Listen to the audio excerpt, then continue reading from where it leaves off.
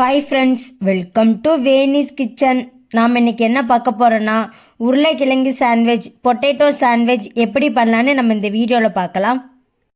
இதை நீங்கள் morning breakfast இல்லைனா லஞ்ச் இல்லைனா ஈவினிங் ஸ்நாக்ஸாக கூட செஞ்சு சாப்பிட்லாம். அதை எப்படி பண்ணலான்னு நம்ம இந்த வீடியோவில் பார்க்கலாம்.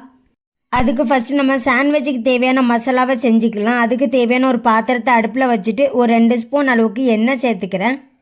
எண்ணெய் சூடானதும் ஒரு பெரிய வெங்காயத்தை சின்ன சின்னதாக கட் பண்ணி வச்சுருக்கேன், அதை சேர்த்துக்கிறேன்.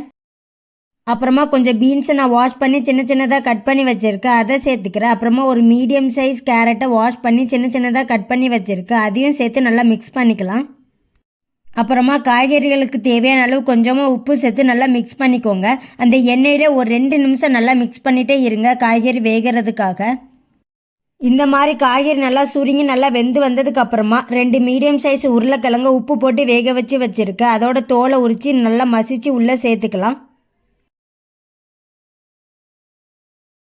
உருளைக்கிழங்கு அந்த காய்கறியில் எல்லா இடத்துலையும் படுற மாதிரி நல்லா மிக்ஸ் பண்ணிக்கோங்க. கடைசி உப்பு செக் பண்ணி பார்த்துக்கோங்க. எனக்கு உப்பு கரெக்டாக இருக்குது. உங்களுக்கு உப்பு கம்மியாக இருந்தால் இந்த சமயத்தில் கொஞ்சம் உப்பு சேர்த்து நல்லா மிக்ஸ் பண்ணிக்கோங்க. அப்புறமா 1 ஸ்பூன் அளவுக்கு மிளகுத்தூள் சேர்த்து நல்லா மிக்ஸ் பண்ணிவிட்டு அடுப்பை ஆஃப் பண்ணிக்கலாம்.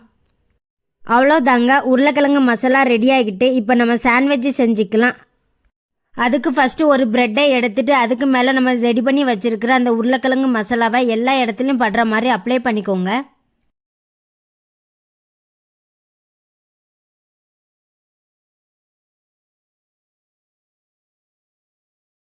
ஒரு ப்ரெட்டில் எல்லா இடத்துலையும் உருளைக்கிழங்கு மசாலா படுற மாதிரி நல்லா அப்ளை பண்ணதுக்கு அப்புறமா இன்னொரு ப்ரெட்டை வச்சு க்ளோஸ் பண்ணிவிடுங்க.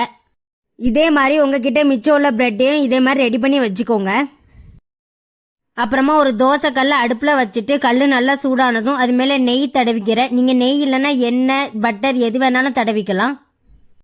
அப்புறமா அந்த தோசைக்கல் மேலே நம்ம ரெடி பண்ணி வச்சுருக்கிற அந்த ப்ரெட்டை உள்ளே சேர்த்துட்டு கையை வச்சு எந்த அளவுக்கு அழுத்தம் கொடுக்க முடியுமோ அந்த அளவுக்கு அழுத்தம் கொடுத்துக்கோங்க. அப்புறமா ஒரு தோசைக்கல்லை வச்சு அந்த ப்ரெட்டை எந்த அளவுக்கு அழுத்த முடியுமோ அந்த அளவுக்கு நல்லா அழுத்தி வச்சுக்கோங்க. அப்போ தான் மசாலா நல்லா ஜெல்லாகும். அப்புறமா அது மேலே நெய் தடவிட்டு அதை திருப்பி போட்டுக்கலாம்.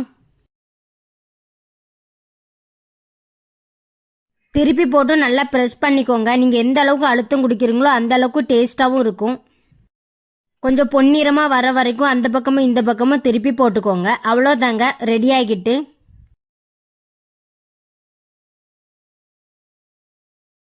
அவ்வளோதாங்க, இதே மாதிரி நீங்கள் மற்ற ப்ரெட்டையும் சுட்டி எடுத்துக்கோங்க.